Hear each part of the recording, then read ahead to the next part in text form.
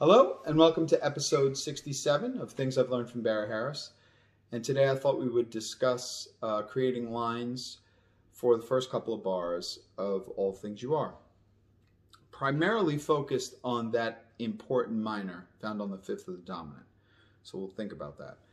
So first we got to go over the chords, which would be the first couple of bars would be F minor 7 to B flat minor 7 to E flat 7 to A flat major, then to D flat major. So maybe we'll just do that much talking about the soloing. So probably if we were going to use Barry scales to it, we would do the first chord would be a measure, so it would be like A flat major from the sixth up. The second part would be, since we have two measures of, we have a measure of B flat minor 7 and a measure of E flat 7, we would probably play just E flat 7 up and down. So the first part would be, and the next part would be probably A flat 7, because that's what Barry likes to play there, then D flat major up. So before getting to the D flat, I know I said A flat major here, but Barry plays a quick A flat 7 to get back to D flat. So if we take a look at just that, the first thing we got, F minor. So we're thinking just that minor arpeggio.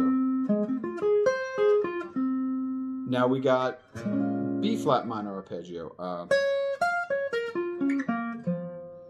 Now E flat 7, it's still B flat minor arpeggio, but you could also do E flat 7's tritone, which is A7, which brings in A7's important minor on the fifth, which is E minor. So now we would have F minor, B flat minor, and then E minor. So already we have a few different little minor arpeggios that we can use to work off of. So maybe we'll just create some lines using that. Not that you're necessarily going to do this while soloing, but it's good to see that. So if we started off with F minor, let's start on the fifth and come down. That's a pretty one.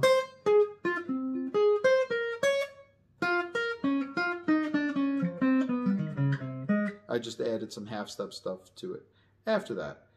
But let's do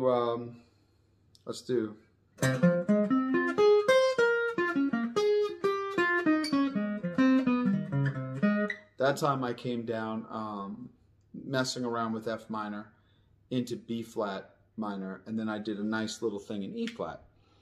But maybe let's trigger it more towards F minor, B flat minor, and then we'll try to use that E minor. So let's say,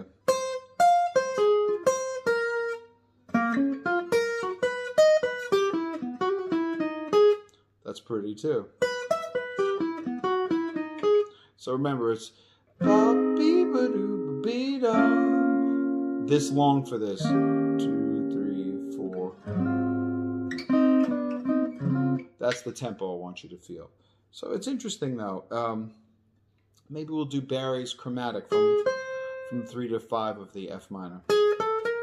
So 1, 2, 3. So 1, 2.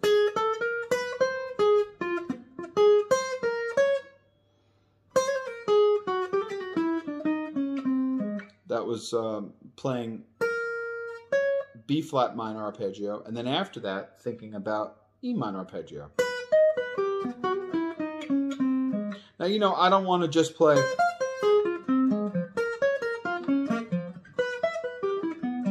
which you should really know how to do, but I don't want to just play that. I want to use them to be like little triggers of things that I'll do around it. So how about if we do the surrounding? So let's see. Let's see. 1, 2, 3.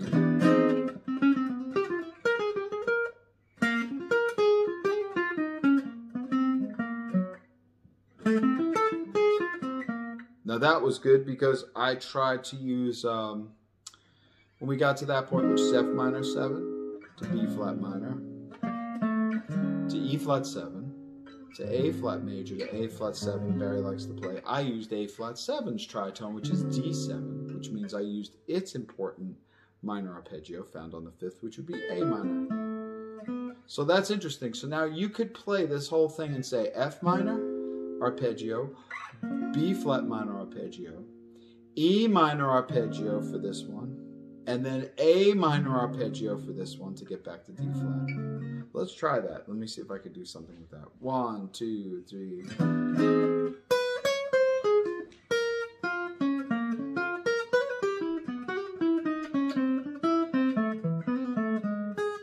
That was using all the minors. So I used F minor,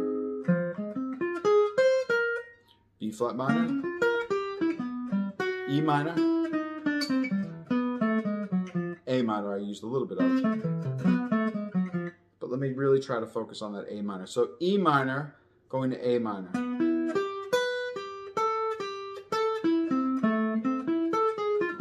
Oh, nice. So let's see. If you think about it, look what it is. F minor, and then going down, or going up a 4th, or down a 5th to that B flat minor. Then you could do the same thing. E minor, going down a 5th to that A minor, which brings you to D flat. If you're thinking of soloing. I never really thought of that, but...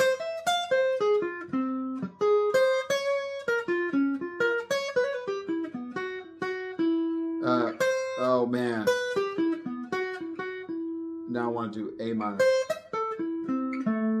Yeah, okay, so let's try that again.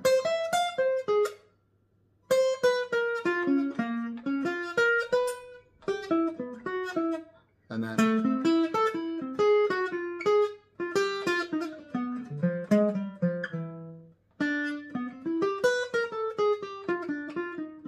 ooh, man, I never even thought of doing it that way, but that's a nice way to think of it.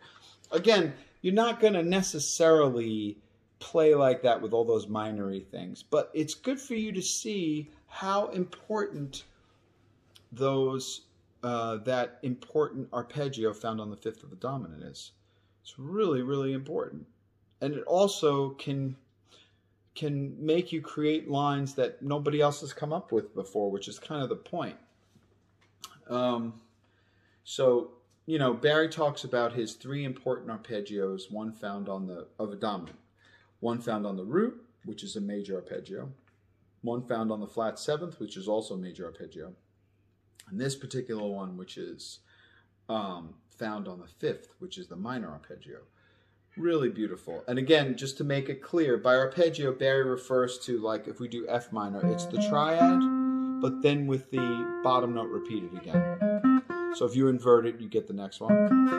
If you invert it, you get the next one. That's what he considers arpeggio. I know people call, if they're playing like a chord like this, they call that arpeggio, but he doesn't refer to that as an arpeggio. But anyway, I hope you enjoyed this quick little discussion about creating phrases with minor arpeggios. Until next time, thanks.